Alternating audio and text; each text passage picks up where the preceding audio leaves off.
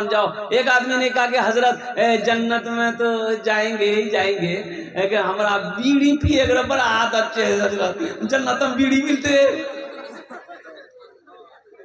हाँ जन्नत में तो बीड़ी मिलते, लेकिन जले वो कहाँ, तो जहन्नुम जमे लगता। बोला बाप बड़ा झमेला है वो। अल्लाह जन्नत के अंदर में दाखिल करेगा, अल्लाह इनाम देगा नौजवानों। और एक पैगाम नौजवानों के हवाले से है कि मेरे बच्चों, मेरे नौजवानों, अपनी निगाहों को नीची रखो। ये जो मोबाइल है, ये मोबाइल अल्हम्दुलिल्लाह सुम्मा अल्हम्दुलिल्लाह बड़ा काम का चीज़ है। अगर इसको सही इस्तेमाल करो तो ये बड़ा काम का चीज़ है।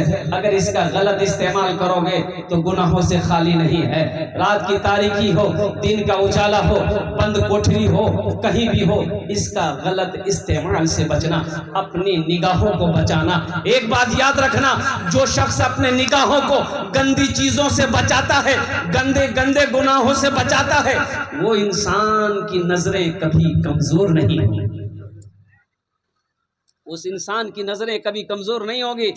कुर्बान जाओ, हजरत इमाम अहमद रुबाई रहमतुल्लाह अलैह 120 साल उम्र हो गई, बगैर चश्मा के आप किताब पढ़ते थे। 120 साल की उम्र हो गई, 120 साल की उम्र हो गई, बगैर चश्मा का मुताला करते थे हदीसों का। 120 साल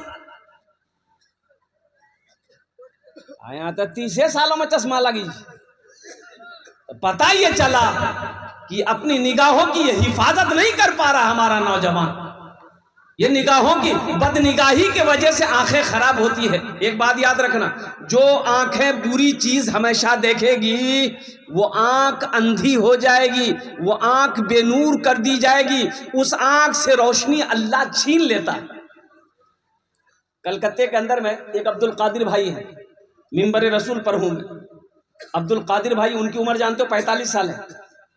तो वो नात वगैरह पढ़ते बेचारे मेरे यहाँ आते हैं, बड़ी कुर्बत रखते हैं। तो वो जब आते हैं, दोनों आंखों से अंधा है, नाबीना है, तो आते हैं तो वो नात शरीफ वगैरह सुनाते हैं, उसको इनाम कराम नवाजते हैं बेचारे। वो अपने बेटे के साथ में कभी कभी आते हैं। तो मैंने एक बार पूछ लिया कि अब्दुल कादिर भाई, ये अंधापन आप कब से, बचपन से, पैदाइश से? बोला कि नहीं हजरत, ये तो 10 साल हुआ है हजरत, ये मेरे गुनाहों की सजा है, अल्लाह ने सजा दिया। हम, मेरी आंखें ठीक थी, नौजवान था मैं। कुछ ऐसी राज की बात बताया उन्होंने कि हजरत, ये गुनाहों का समरा है कि अल्लाह ने मुझे अंधा बना दिया, मेरी आंखों की रोशनी खत्म हो। आज ऐसा लग रहा है कि मैं सिर्फ जी रहा हूं, दुनिया की खुशी मेरे नजरों से खत्म हो चुकी, इसलिए कि आंख है लेकिन मैं देख नहीं पा रहा।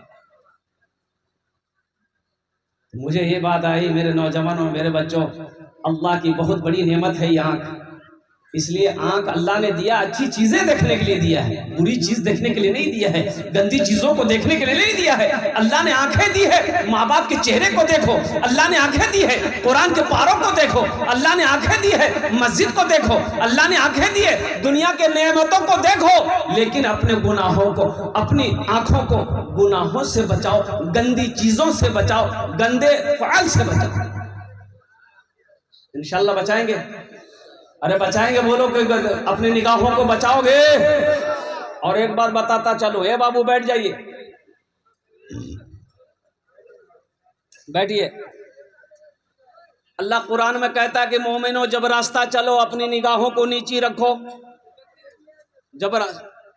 जब रास्ता चलो अपनी निगाहों को, अरे बोलो भाई जल्दी बोलो, नीची रखो कि ताक झांक करो।